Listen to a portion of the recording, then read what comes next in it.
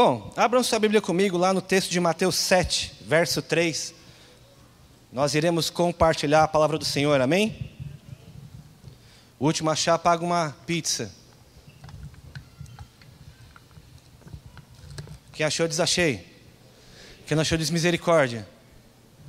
Todo mundo achou? Teve misericórdia aqui, eu ouvi, hein?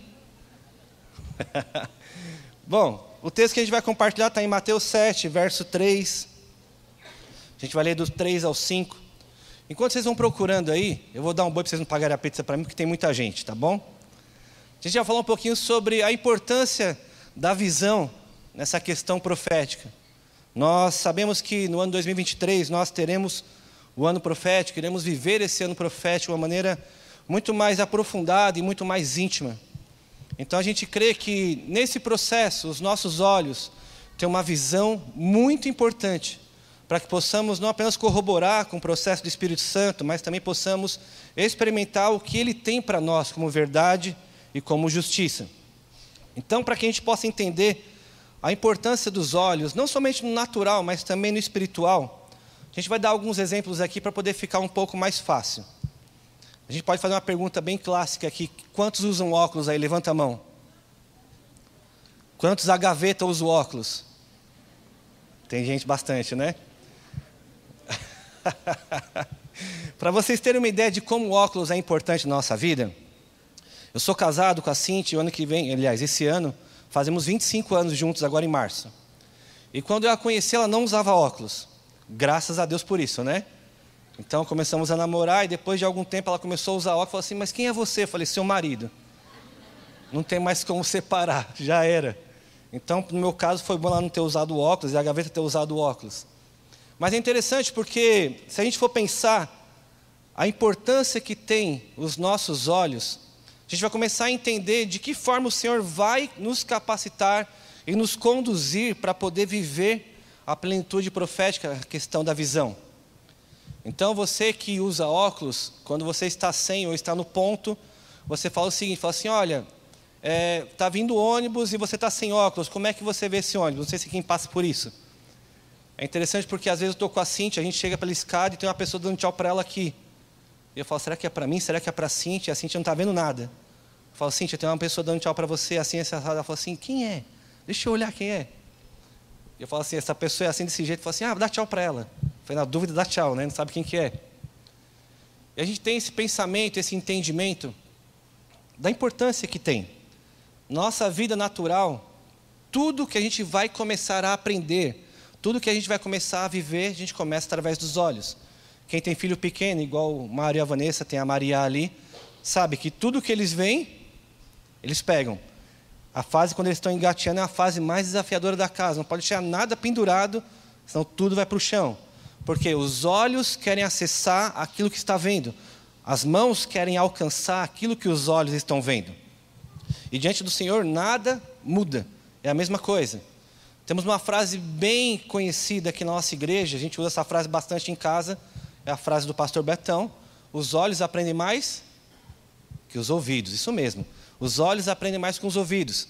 E é o que a gente determinou aqui sobre a vida da Maria, Provérbios 22:6.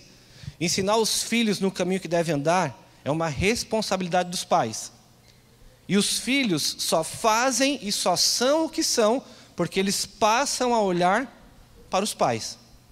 Se você for ver bem, uma criança quando começa a andar, no processo de andar, ela cai e sempre bate a cabeça. Não sei se com os seus são assim, mas lá em casa foi muito assim. Sempre que cai, bate a cabeça, bate a cabeça, bate a cabeça.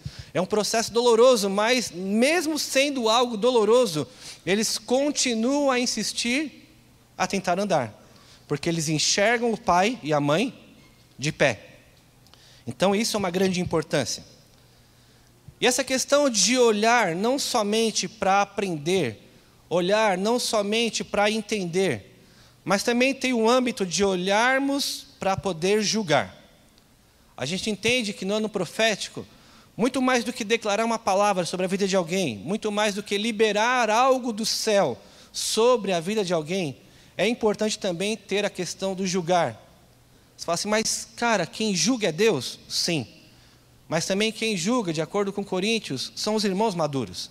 Tudo aquilo que lançamos sobre a vida de alguém deve ser avaliado, deve ser julgado, deve ser colocado à prova, deve ser dizendo assim, olha, faz sentido ou testifica. Então, no ano passado, nós recebemos algumas pequenas gotas de grandes coisas que vamos viver esse ano. E com certeza, alguém já foi orar por você e disse o seguinte, olha, faz sentido o que eu estou falando? Testifica o que eu estou orando? E essa é uma grande forma de a gente poder aprender também, não somente como avançar, mas também aprender como olhar. Não só para o próximo, mas também para nós mesmos. Se a gente for pensar o seguinte, e fizermos uma pergunta para nós, como que eu tenho olhado para mim mesmo? E eu faço essa pergunta para você e repito, como você tem olhado para você? Como você tem se julgado? Como você tem se avaliado? Porque antes de olhar e julgar um irmão, é necessário eu olhar e julgar a mim mesmo. A própria Bíblia diz, julgue o homem a si mesmo.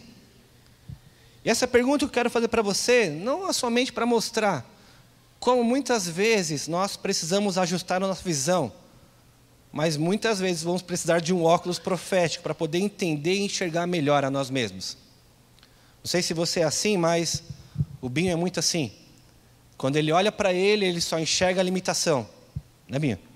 Ele sempre fala assim, eu não sou muito importante.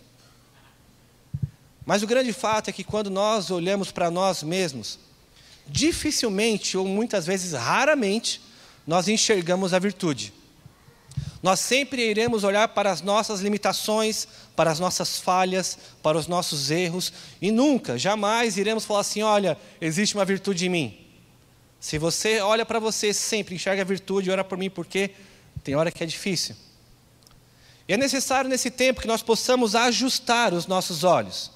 Não somente para que possamos enxergar quem nós somos, mas também enxergar aquilo que Deus tem e pode e vai fazer através de nós.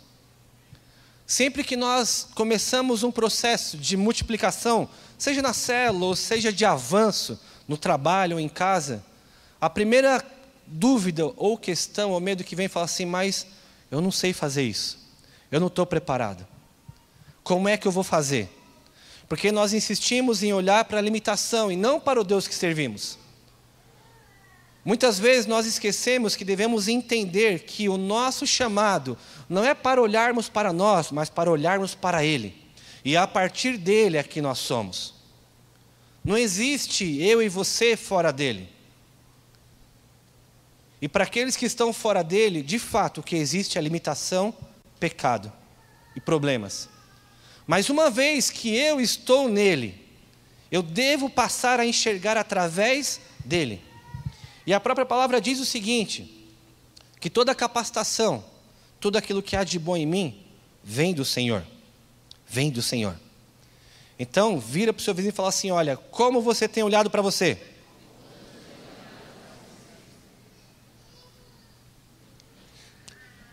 E essa visão também deve ser exercitada com o outro lado. A gente pode pensar, olha, como eu tenho olhado para o próximo? Você pode pensar, mas Rafa, quem é o meu próximo? Todo aquele que cerca o teu âmbito de vivência. Seja na tua casa, seja no teu trabalho, na tua escola, na tua faculdade.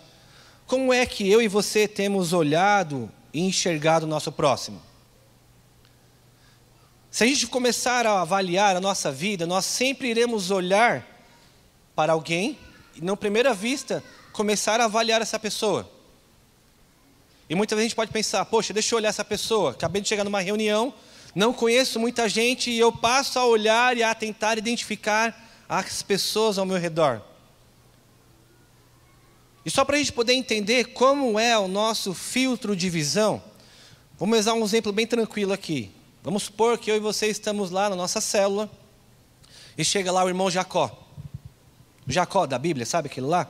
Bem legalzão. E quando Jacó chega na nossa célula, qual é a nossa primeira questão? Qual é o nosso primeiro passo? Olhar e avaliar o nosso irmão, não é isso? Fala, poxa, o cara já chegou aqui e talvez não trouxe comunhão. O cara chegou aqui e está mentindo. O cara chegou aqui e está trapaceando. Como é que é o nosso nível de julgamento com o irmão Jacó? Fala, mano, não fica perto dele não. Ele traiu o próprio irmão. Ele mentiu para o pai. E automaticamente a gente vai fazendo o quê? Distanciando o irmão Jacó. A gente fala assim, poxa, a minha célula tem um monte de problema, o irmão Jacó está lá. Mas a gente vem para o culto. E aqui no culto tem o irmão Saulo, que não é Paulo ainda. Ele persegue cristão, ele mata crente. E você fala assim, cara, tem gente me perseguindo aqui nessa igreja, não é possível. O irmão Saulo é terrível. Ele não dá um espaço para mim, eu não posso dar uma falha que ele vem em cima de mim. Quando a gente encontra o irmão Saulo no corredor, o que a gente faz? Troca de corredor, é isso, não é? Para você poder ver como a nossa visão muitas vezes é distorcida. Como o nosso nível de julgamento é baseado na meritocracia. Eu estava lendo um artigo essa semana e o cara estava falando nesse artigo que daqui a alguns anos nós iremos ter uma geração de velhinhos. E é uma geração que vai ficar muito arriscada, porque hoje o mundo prega que você deve andar com alguém que pode te oferecer algo, alguém que produza. E quando você vai se encontrar com alguém mais velho, esse alguém mais velho não produz muita coisa, mas a grande sabedoria está nele. E se nós continuarmos com o nosso campo de visão baseado no que o mundo oferece, nós iremos estar perdendo aquilo que o Senhor mais preza, a sabedoria. Vamos pensar no outro exemplo aqui. Nós estamos lá no nosso trabalho, e lá no nosso trabalho tem a mulher samaritana. Já tem mulher samaritana no seu trabalho lá? Como é que a gente olha para a mulher samaritana? Não se envolve muito com ela não. Não chega muito perto não. Estava conversando com o Beto ali antes do culto, e nós estamos falando justamente a respeito disso. Será que estamos preparados para receber uma mulher samaritana aqui na igreja? E você pode pensar, mas como é que era aquela mulher samaritana? Se a gente for traduzir para o tempo de hoje, talvez ela tivesse com uma roupa curta, um shortinho, com uma caixinha da JBL ouvindo funk. Você fala assim, misericórdia, não quero chegar perto dessa mulher.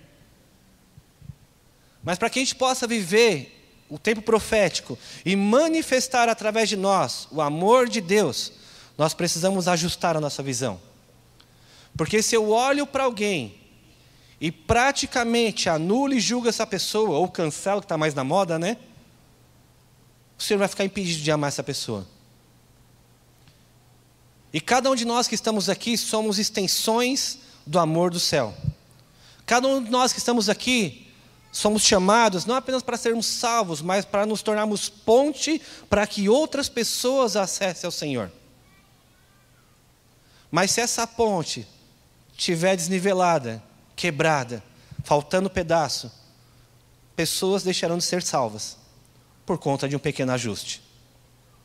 Então eu quero pedir ao Senhor que Ele possa nos ensinar aqui nessa manhã, que para que possamos melhorar a nossa visão, para que possamos ajustar a nossa visão, precisamos também aprender a ouvir. A Bíblia nos ensina que aprendemos a enxergar ouvindo. Ou melhor, a Bíblia ensina que enxergamos aquilo que Deus tem para nós ouvindo. O exemplo é Bartimeu. Bartimeu pediu, orou e clamou. Jesus parou e disse a ele, olha, filho, a tua fé te curou. Primeiro ele ouviu para depois ver. Eu quero pedir ao Senhor que nessa manhã nós possamos ouvir, não somente aquilo que Ele tem para nós, como verdade e justiça, mas aquilo que Ele tem através de nós para o próximo. Eu creio que nesse ano, muitos de nós aqui iremos nos tornar resposta de oração para outras pessoas. Eu creio que os nossos encontros com as pessoas, sejam esses encontros no trabalho, na escola, não importa o âmbito geográfico, nós seremos resposta para essas pessoas. Eu creio que o simples fato de você ir no mercado fazer uma pequena compra vai transformar você numa igreja ambulante, manifestando a graça e o amor do céu. E eu creio que para que isso aconteça, nós precisamos aprender a ouvir, para poder enxergar, para poder falar. Corre comigo no texto lá de Mateus 7,3. O texto começa dizendo o seguinte: por que você repara no cisco que está no olho do seu irmão, e não se dá conta da viga que está em seu próprio olho? Como você pode dizer ao seu irmão, deixe-me tirar o cisco do seu olho, quando há uma viga no seu? Hipócrita, Tire primeiro a viga do seu olho, então você verá claramente para tirar o cisco do olho do seu irmão. É um texto pequeno, curto e talvez muito conhecido por muitos. Mas eu creio muito que esse texto vai nos ajudar a ajustar a nossa visão, a melhorar a nossa visão, não somente com relação a nós, mas principalmente com relação ao próximo. Então a gente percebe que nesse texto existem 3 ações. Primeiro, repara, depois fala, e depois age. Você pode repetir comigo? Reparar, falar e agir. Então são 3 ações que a gente enxerga nesses 3 versos. São 3 ações que a gente consegue discernir e entender de uma maneira clara. E por vezes nós, como homens e mulheres de Deus, fazemos o mesmo. Reparamos, como compartilhamos aqui no começo, seja no irmão Jacó, no irmão Saulo ou na irmã Samaritana. Algumas vezes falamos e outras vezes até agimos. Não de uma maneira filtrada ou pura, mas de uma maneira carnal e natural. A gente percebe que o primeiro passo que existe aqui são cisco. Então a palavra diz assim, olha, um cisco no olho. Não sei se já caiu um cisco no seu olho. Estava compartilhando com o Binho que a gente mudou semana passada. E estava aí o nego carregando algumas caixas e um monte de sujeira e cai um cisco no nosso olho, é terrível. Você tem que parar para coçar o olho, para lavar. E por mais que seja algo tão pequeno e irrelevante, isso te paralisa.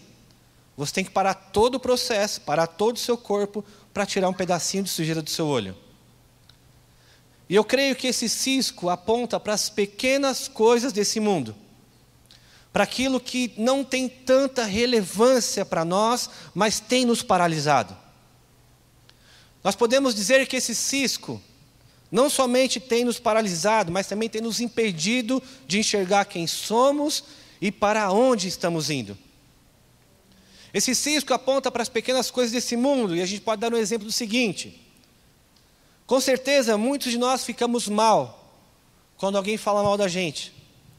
Com certeza, muitos de nós aqui ficamos preocupados com o boleto que vence na segunda-feira.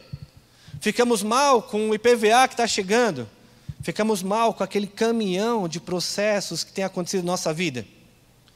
Mas dificilmente ficamos tão maus ou preocupados quando não lemos a Bíblia.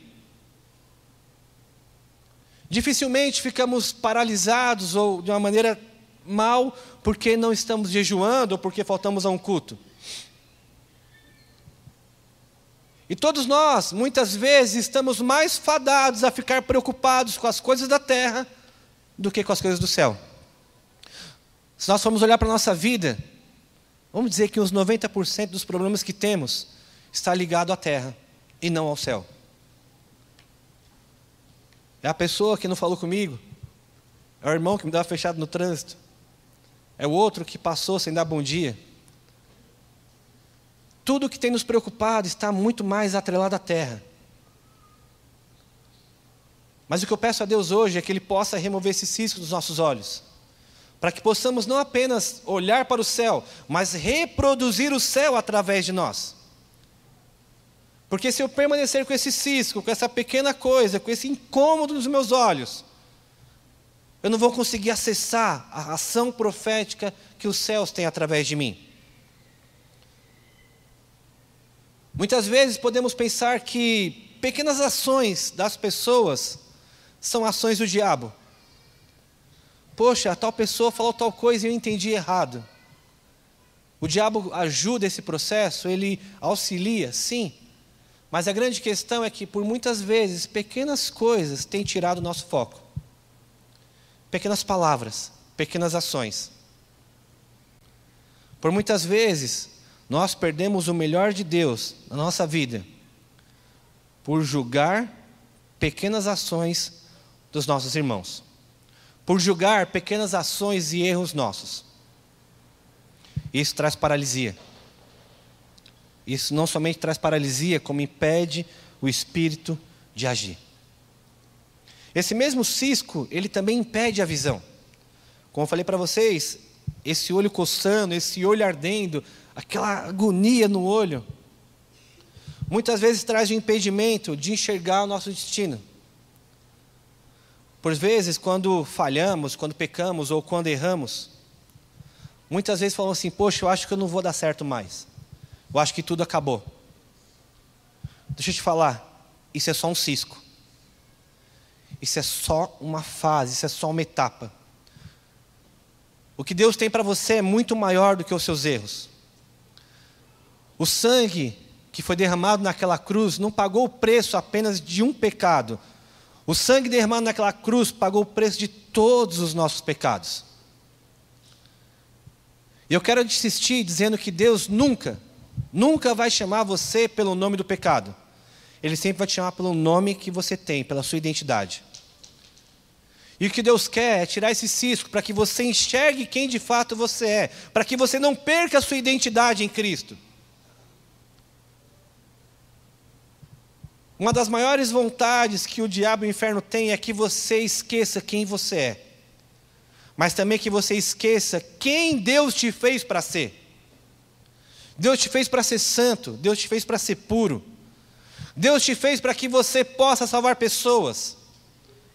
E tudo isso não tem nada a ver com você, tudo isso tem a ver com Ele que está em você.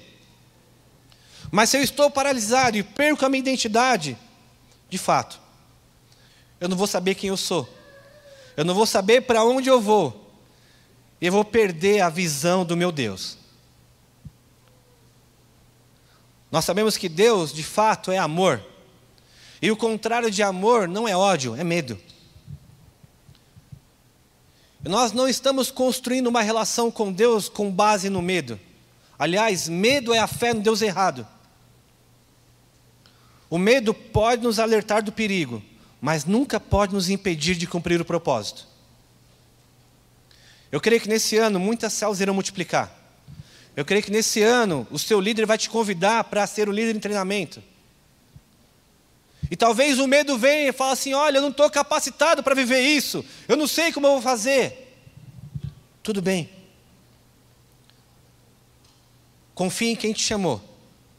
Confie naquele que te chamou. Entenda que aquilo que você vai fazer depende e está baseado nele. É nele. O texto também fala que nós devemos não apenas olhar para esse cisco, mas também a palavra diz no verso 3 que nós enxergamos esse cisco no olho do nosso irmão. E não tem como falarmos sobre igreja sem falar dos nossos irmãos. Não tem como falar do corpo de Cristo sem anexar ao corpo todos que estão aqui. Irmãos, em Cristo. Estava conversando com a irmã ali, a mãe do Luan, ela está ali atrás. Ela estava compartilhando que o Luan foi curado. Glória a Deus por isso. Não sei cadê o Luan, Está aqui o Luan. Glória a Deus, o Luan foi curado. Ele tinha um problema na perna, uma trombose, né, Lu? E a igreja, eu e você oramos por ele. E ele foi curado. Esse é o poder do corpo de Cristo. Esse é o poder da igreja. E ela estava justamente dizendo isso. Olha, Rafa, como é poderoso a diversidade que há no corpo de Cristo. Uns oram, outros são tímidos, outros cantam mal. Mas todos cooperam com o propósito do corpo. E eu creio que a cura do Luan só foi alcançada porque nós, como igreja, andamos em unidade. Oramos em unidade. Mas o grande problema é que por muitas vezes, como o texto diz, nós queremos tirar o cisco do olho do nosso irmão. Lembra que eu falei para vocês que existe 3 ações nesse texto? Reparar, falar e agir. Nós somos muito rápidos em reparar. Somos muito rápidos em julgar. E somos muito lentos em amar. Mas eu creio que nesse ano o Senhor vai nos ensinar, vai nos quebrar, para que possamos enxergar que dentro de nós existe amor. Existe o amor do Pai. E quando nós olhamos para o nosso irmão, ou para a nossa irmã, e de alguma forma julgamos, ou falamos mal, ou de alguma forma tratamos de uma forma diferente, não podemos esquecer que estamos fazendo isso com nós mesmos. A palavra diz que somos imagem e semelhança. A palavra diz que todos nós nascemos no Senhor, somos irmãos no Senhor. O bispo Daniel tem uma frase que ele sempre ensina para nós, e eu creio que essa frase é muito verdadeira. Ele fala assim, olha, todos nós, como igreja, devemos usar a lei para dentro e a graça para fora. A lei para dentro e a graça para fora. Comigo, todo rigor e justiça. Para o próximo, perdão e amor. É assim que Deus anda. É assim que Deus age. É dessa forma que Deus está nos convidando a agir nesse ano profético, a enxergar nesse ano profético. E o texto também diz que existe uma viga nos nossos olhos. E eu fiquei me perguntando, Deus, como é que é essa viga? Que viga que é essa? Como é que a gente pode entender de uma maneira mais prática como é essa viga? Eu vou pedir a ajuda de alguns irmãos aqui. Tem um irmão bem alto aí? Deixa eu ver, alguém bem alto. Tem alguém bem altão aí? Levanta a mão aí. Não, senão vou chamar. Ó, esse irmão aqui, vem cá. Vou chamar mais 2 irmãos que são bem tímidos para quebrar a timidez, pode ser? Quem é tímido aí? Ele? Vem cá então. Bom, sua esposa que falou. Falou que você é tímido, então. Vem cá, Gabs, também. O Gabs é mais desenvolto, ele é mais tranquilo. Vamos aqui fazer uma ilustração do que é essa trave. Vem cá no meio aqui, você que é bem altão aqui, mano. Como é seu nome? Éder. Estou aqui com o Éder, com o Gabs e o Paulo. Então a gente vai entender um pouquinho o que é essa trave nos nossos olhos. O que é essa trave que deve ser tirada dos nossos olhos. O Éder está aqui no meio aqui, como ele é bem pequenininho. Deixa bem gravado o Éder aí, tá? Vocês não vão esquecer mais dele. Eu estou aqui com o Gabs. E eu sou esse irmão que está reparando, falando e agindo na vida do Paulo, que está com um cisco no olho. Eu estou ali com o Gabs aqui, eu estou olhando para o Paulo. Tu falou assim, poxa, o Paulo, mano, ele é difícil, né? Ele é difícil demais, cara. Eu não sei mais o que fazer com o Paulo. Estava conversando com a esposa dele ali, ele falou algumas coisas para mim, está terrível. Eu não sei mais o que fazer, a gente já orou, já declarou, já clamou, já batizamos ele, levamos no monte e não tem jeito. Então nós, como igreja, estamos olhando para o cisco que está no olho do Paulo, para as debilidades, para as fragilidades do Paulo. Porque o olhar humano sempre vai olhar para aquilo que está fraco. O olhar humano sempre vai identificar aquilo que é igual a ele. A carne identifica o que está na carne. E na carne existe erro, pecado e falha. E eu estou aqui com o Gabs, tentando tirar o cisco do olho do Paulo. Mas Deus está me convidando hoje, antes de olhar para o Paulo, a olhar para algo. Vem aqui, Éder, abre a mão aí. Abre e estica o braço assim, ó. Estica uma cruz assim, ó, os dois. Bom, essa trave que está aqui, que é o Éder, é a cruz. E antes de eu olhar para o Paulo aqui, ó, existe uma trave no meu olho. E essa trave é a cruz. Existe um filtro para que eu possa olhar para o Paulo agora. E quando eu aceito a Jesus, quando eu estou na igreja, quando eu conheço a palavra, eu tenho os meus olhos abertos, não apenas para entender que antes de olhar para o Paulo, existe um filtro para onde eu posso olhar. Então, quando eu olho para o Éder, quando eu olho para a cruz, eu enxergo Jesus. E em Jesus existe salvação. Em Jesus existe perdão, restauração. Em Jesus existe justiça do céu. Então, quando eu olho para o Paulo junto com o Gabs aqui, eu não estou mais olhando o Paulo. Quem que eu estou vendo? Cristo. Eu estou vendo a trave, eu estou vendo a cruz. E é essa cruz que deve ser o norte das nossas vidas. É essa cruz que deve ser o prumo da nossa vida. É essa trave que está nos nossos olhos. Então agora, quando eu for olhar para o Paulo, eu não estou mais enxergando simplesmente o Paulo. Eu estou enxergando Cristo. Então, quando eu olho para o Paulo, eu não vejo mais falhas. Eu falo assim, poxa, o Paulo é uma bênção. O Paulo é santo. O Paulo é um excelente marido. O Paulo é um excelente marido e esposo. Ele é um excelente pai. O Paulo é um cara que perdoa. No Paulo há justiça. O Paulo é um homem de Deus.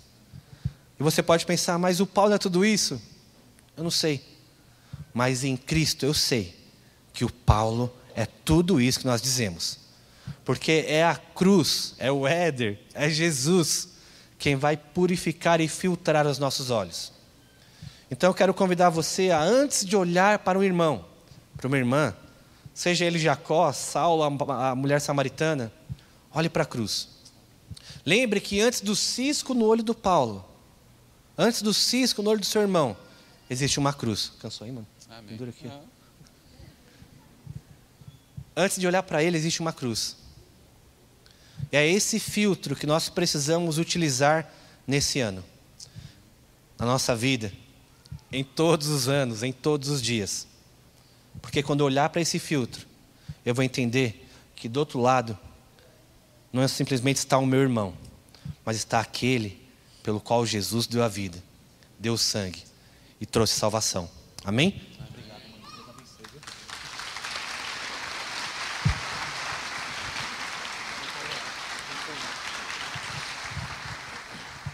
Depois pega o cachê com o Betão ali, tá, gente? Então, de uma maneira mais clara, o Éder nos ajudou aqui a entender como deve ser o nosso padrão de visão. Como deve ser o nosso padrão de olhar para o próximo. Não na carne, não no natural, mas no espírito. Para que eu possa enxergar o que Deus enxerga. Para que eu possa pensar o que Deus pensa.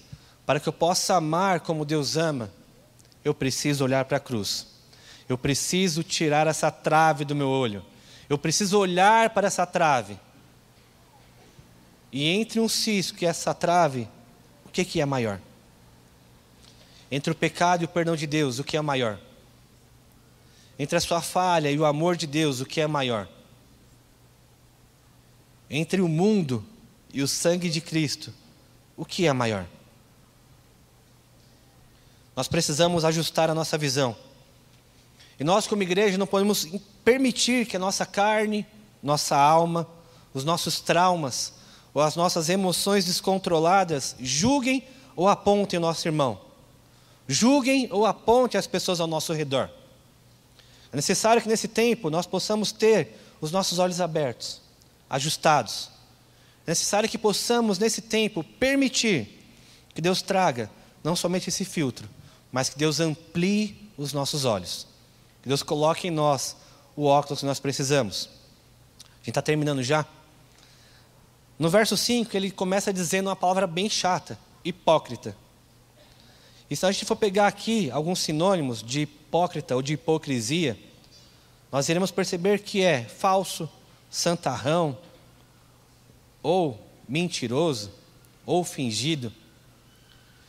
E essa palavra me trouxe uma preocupação bem grande, porque eu fiquei pensando e imaginando, Deus, será que de alguma forma nesse tempo eu vou fazer algo de maneira fingida?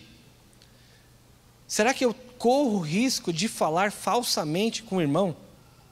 Será que eu corro o risco de alguma maneira falar de uma maneira errada com o meu irmão?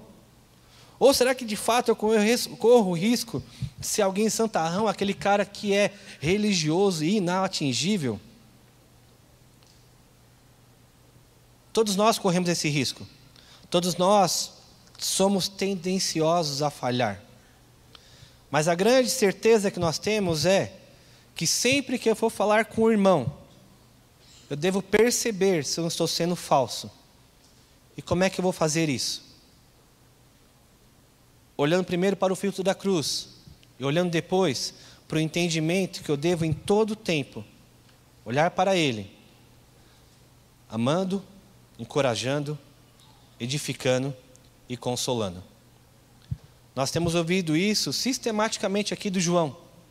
E temos entendido que para que possamos amar ao nosso próximo, profetizar ao nosso próximo, temos que usar o filtro da cruz. E esse filtro da cruz me leva a ser um encorajador, um consolador e alguém que edifica a vida do próximo. Essas são 3 chaves que vão nos assessorar a poder viver esse ano de uma maneira plena, de uma maneira verdadeira. Então, nunca fale para alguém com base na carne. Nunca fale para alguém com base nas nossas emoções. Nunca fale para alguém com capacidade humana ou da alma. Lembre-se desse filtro, lembre-se dessa cruz, lembre-se do Éder. O Éder vai ser a nossa cruz agora, amém, Éder? Eu creio que fazendo tudo isso, nós não somente vamos poder viver um tempo poderoso, como também poderemos viver um tempo glorioso. Então eu quero pedir para que o Espírito Santo possa ajustar a nossa visão aqui. Que Ele possa nos ensinar mais uma vez. A palavra do Senhor diz que nós todos podemos pedir sabedoria que vem do alto. E é essa sabedoria que queremos pedir hoje. Eu quero pedir para que o Espírito Santo nos ajude hoje dizendo o seguinte: olha, lembra-nos que somos aqui filhos teus. Lembra-nos que estamos aqui muito mais do que para sermos salvos. Estamos aqui para amar o próximo. E profetizar é amar o próximo. Profetizar é você olhar para a vida de alguém e falar assim: olha, eu te vejo em Cristo e de fato você lá está muito melhor. Eu te vejo lá. Por mais que as pessoas não vejam, eu te vejo lá. É como Jesus quando se encontra com Natanael. Ele fala assim: olha, eu te vi embaixo da figueira. Ele responde: tu és o Cristo. Ele fala: só porque eu te disse que você estava debaixo da figueira, você vai ver coisas muito maiores. E talvez você se pergunte: mas e o que eu faço com os erros dessa outra pessoa? Mas e os pecados, e as falhas, e tudo aquilo que ele produziu de errado? Quem vai tratar isso com ele é o Senhor. Lembra do irmão Jacó que chegou na célula? Quando Deus olhou para ele, Deus chamou ele de Israel, dizendo: olha, você é o príncipe do Senhor. Lembra do irmão Saulo? Deus transformou em Paulo, aquele que escreveu grande parte do Novo Testamento. Aquela mulher samaritana foi tocada pelo amor do Pai, através de uma palavra que saiu da boca de Jesus. Não apenas se converteu, mas se tornou de fato uma fonte de águas vivas, onde muitos outros passaram a beber e a conhecer a Jesus. Então não importa o que você tem feito ou como você está, Deus quer te transformar numa ponte para Jesus. Deus quer te transformar, ajustando a tua visão para que você ame sem julgar na carne, mas para que você ame através do filtro da cruz de Cristo. Através do filtro da cruz de Cristo. E para que a gente possa encerrar, eu quero compartilhar algumas palavras aqui que durante o louvor foram vindo ao meu coração. E algumas pessoas, eu não vou lembrar o nome de todos, alguns eu conheço pelo nome, outros não. Mas eu tive algumas impressões a respeito de algumas pessoas e gostaria de compartilhar antes de encerrar. Durante o louvor, estávamos aqui orando e eu tive uma palavra para aquela senhora de verde, de vestido verde, está aqui. A senhora de verde, de vestido. E a palavra que veio para mim a respeito da senhora foi velocidade. Como se Deus estivesse encurtando o tempo das coisas que estão para acontecer na vida da senhora. Não sei se isso faz sentido, mas veio muito claro para mim essa visão. Como se Deus estivesse acelerando o tempo, encurtando os espaços. Amém? Você recebe? Para a senhora de verde?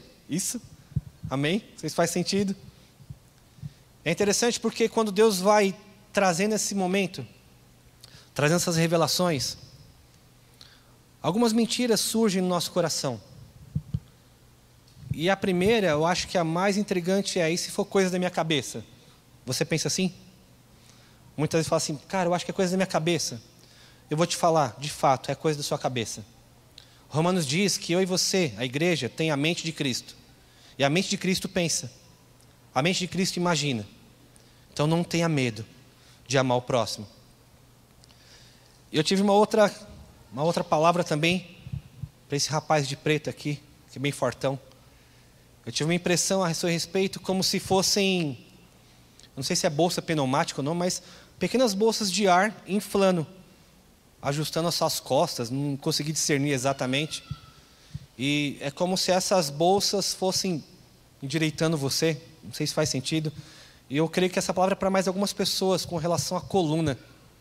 Tive essa impressão bem clara. Como se Deus estivesse colocando pequenas bolsas de ar ali. Recebe isso aí, faz sentido. Amém? Tive uma também para o Renan. Renanzinho está aqui. Tive a impressão de você estar andando numa pista bem esburacada. E você estivesse tomando todo o cuidado para se desviar dos buracos.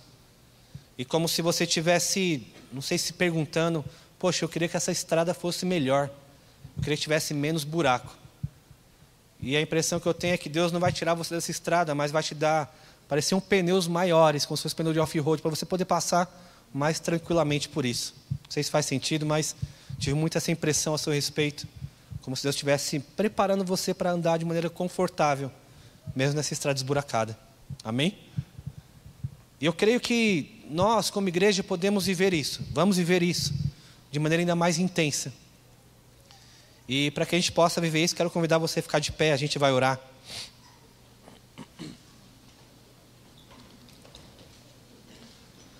Agora que a gente teve a nossa visão ajustada, agora que a gente colocou os nossos óculos, a gente vai treinar agora. Vamos para a parte prática. Gostaria que você orasse agora e perguntasse para Deus o seguinte: Deus, quem o Senhor quer amar aqui nessa manhã? De que maneira o Senhor quer derramar o seu amor sobre a vida de um irmão aqui nessa manhã? E antes de você procurar alguém para orar, antes de você se juntar com alguém, eu queria que a gente separasse um tempo para a gente orar, alguns minutos, 1 ou 2 no máximo. E você vai perguntar: Deus, quem é essa pessoa? Para alguns, Deus vai mostrar exatamente quem é essa pessoa. E talvez você tenha que se deslocar de onde você está sentado até onde está essa pessoa. Para outros, talvez Deus não fale nada agora. Mas eu creio que chegou um tempo onde o Senhor vai tocar as nossas vidas, para que possamos tocar o próximo. Tive uma impressão também para o Fábio, agora, Fabião. Tive uma impressão, Fábio, de como se tivessem grandes vidraças sujas, como se estivessem bem sujas. Como se Deus estivesse limpando essas vidraças para melhorar a tua visão. Não sei se isso faz sentido, mas sinto bem claro para você, Fabião. Fabião aqui. Amém? Você recebe aí? Amém? Fabião? Então a gente vai pedir para que o pessoal do louvor toque. Um louvor, vai ser tudo bem tranquilo. Enquanto o pessoal do louvor vai tocando, gostaria que você orasse nesse sentido, dizendo: Senhor, quem o Senhor precisa amar aqui nessa manhã? Quem o Senhor precisa tocar aqui nessa manhã? Eu entendi que a minha visão foi ajustada.